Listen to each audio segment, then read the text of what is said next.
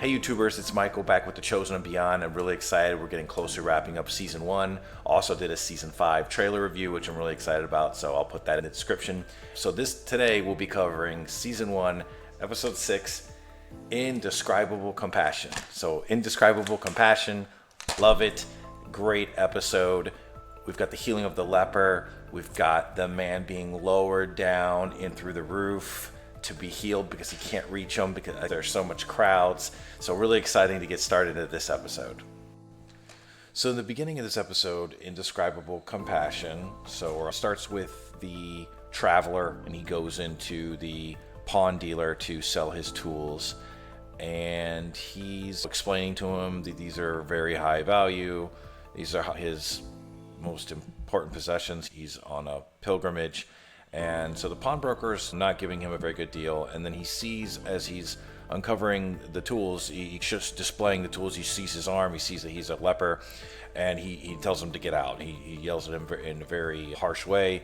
And just to understand here, if you don't know much about lepers, they were not allowed to be anywhere near people. It was a violation of the law. They could be killed very easily by people if they came near any populated areas, so any towns or even on the road, they were supposed to step very far away.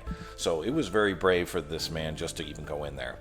So we're going to get back to that in a moment. So in the next scene, we see here Matthew and the centurion Gaius, and basically they're looking at all this money that has been the profits of the fish. And so he's explaining to the centurion, to Gaius the centurion, what happened, and it's basically a miracle. So much fish came in, the boat sank, and he doesn't believe it. So this is kind of just the beginning of the miracles being spread around. While that's going on, we have Nicodemus, and he's coming back from his discussion with John the Baptist, and he's reporting to the Abbedine, who is like the magistrate, and he says, I spoke with John, and he's a little bit of a radical, and he's saying some things that but he just seeks attention. He's not a real threat, and the Romans told me that our order turned him in. I'm not sure why we had him arrested. Magistrate says we didn't arrest him, and then of course Shmuel jumps in and says, yeah, no, it was me,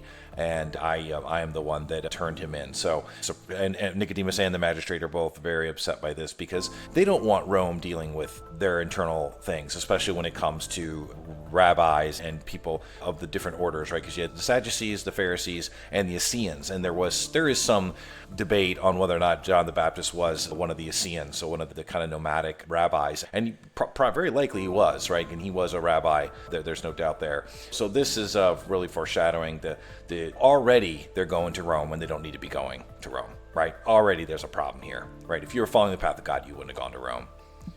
So speaking of Rome, the praetor Quintus is having a meeting with Matthew, and he's happy.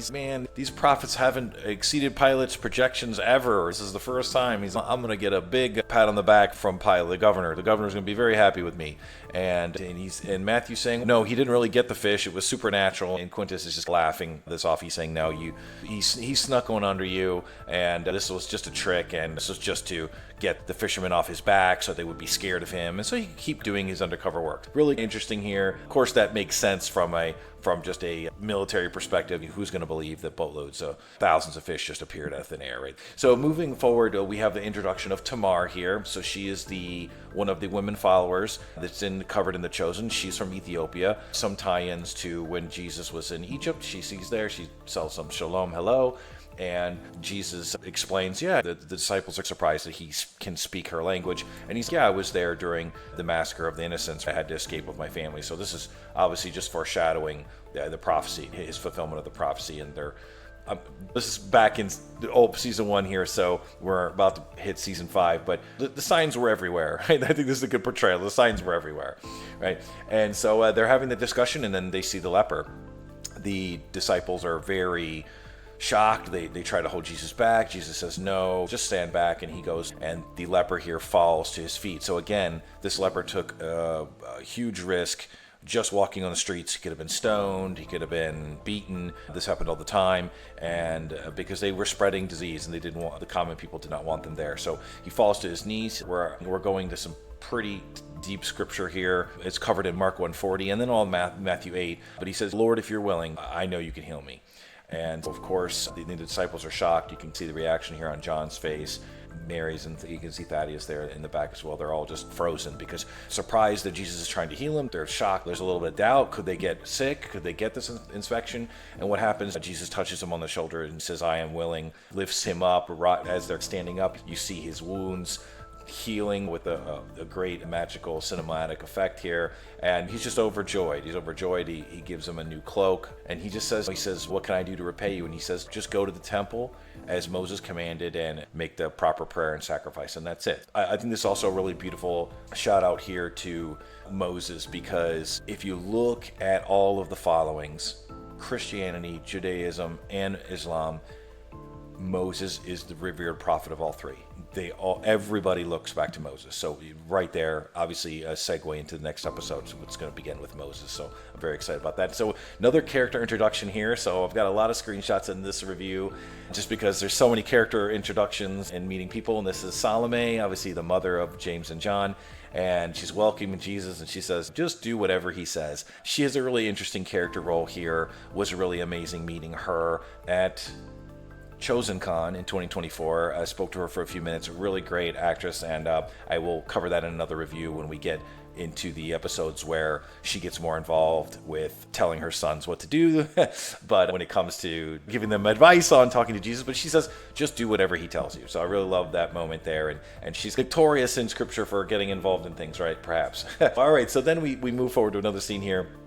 And we have Simon and Andrew. Matthew comes up and Simon jumps in first saying, hey, tax man, we don't owe you any money anymore. Isn't that great? So he really does not like Matthew, and Andrew's not too pleased either. I love this shot here with your faces, their poker faces here.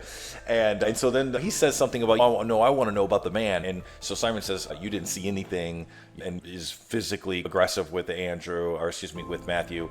And so Andrew has to hold Simon back here because he's going to confront Matthew and tell him to walk away. But he says, don't ever you forget about him. You didn't see anything. But in this next scene here, I really love this scene. So I know this actress, she pops around every now and then, but she's playing one of Salome and Zebedee's neighbors, right? And so she's asking him, she's, oh, Rabbi, I have a question about that parable you told about the net. So she says, you said that angels will come to separate the evil from the righteous. And she says, how soon will that come, Rabbi? I think this might be the first reference to soon. So I'm going to call out that because it becomes a big, if you're watching The Chosen, the word soon is a big deal and is used a lot. So it becomes a joke. Soon can mean any time, right? Soon could be tomorrow. Soon could be 1,000 years from now. What is soon compared for God, right? So that's a really funny little call out to that joke. But he immediately, I love Jesus and Jonathan. He just does this amazing job as Jesus, Jonathan Romy. He basically just goes right into the parable about the wedding that we just saw, the wedding episode. And he says, so I was just at a wedding and we're having a good time, but what do you think the servants were doing of all the guests from the party? What were they doing back at home? Sleeping? Were they just hanging out? So Mary kind of jumps in and she says, no, they're waiting. And waiting where? She says, they're waiting at the gate. And Jesus is like, exactly right. So why are they waiting at the gate? And so Mary says, because they don't know when he's going to come back home. And so he's basically explaining that we're all the children of God. We're all God's kind of servants, right? We all serve that master, just like the servants serve the guests at the wedding. And he's saying, we don't know when they're going to be back. So we have to always be ready. Our lamps always have to be full. There's a lot of symbolism here. If you go into scripture, there's a lot of references to oil kind of being like your spiritual readiness and your spiritual knowledge, your faith, everything combined into the essence of the oil, right? And you got to have that full. You should have that full. You're going to need that when the time comes to light your way. So it's a very symbolic. But he's basically saying they don't know. So he's saying only the Father knows, right? He's basically saying only the Father knows. So he's not going to give that away that he's the Son of God quite yet here, but he's alluding to that. I think real quick, yeah. So we see there's some disturbances out in the crowd. And then we cut out to a scene with Nicodemus. So he's confronting Shmuel and he's saying, why did you give John over to the Romans? We don't give our people away. And he says, oh, it was blasphemy, because he was saying it's possible to see God. And Nicodemus is saying, look, you're going to put limits on the Almighty Lord. You're going to put limits on that. And he's like, that's ridiculous, right? You're not following my teaching. So now we jump back here to the crowd. Tamar is entering the area where Jesus was just speaking this parable about the wedding and the servants waiting back because they don't know when their master will return. She's not able to get through. She speaks with Mary quickly, and then they're able to get up on the roof. She looks down into Jesus.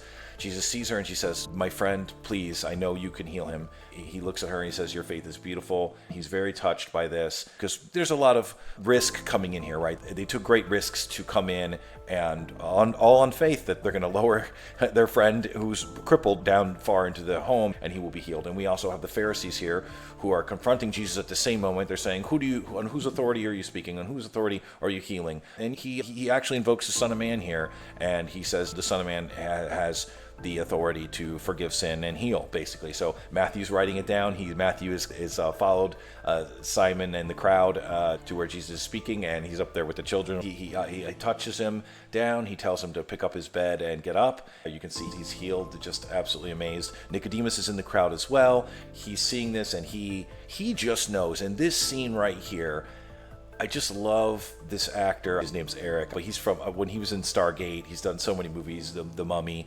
He just really captures the role. His facial expressions are just so fantastic. In this moment, you can see he now has no doubt. The doubt is 99.99%. This is definitely a prophet and probably something beyond that, right? So he really knows what's going on. So he's able to see Mary in the crowd.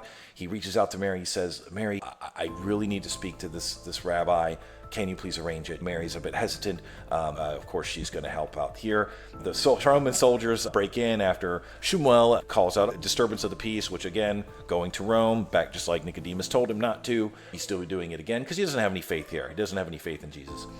And the centurion comes in with his soldiers, and they're long gone. And then just at the end, there was a scene, Matthew's kind of just peeking his head, and Jesus sees him, and they just end the episode with Jesus looking back at him, foreshadowing him to calling Matthew next to follow him. So I just thought this was a really amazing episode, really setting up a lot for the next episode, which will cover Moses. But this is the end of this review. This was Indescribable Passion of The Chosen. Please watch The Chosen at thechosen.tv. I will put the link in the description. And if you have any comments or questions, please don't forget to give me a thumbs up and subscribe. See you again soon.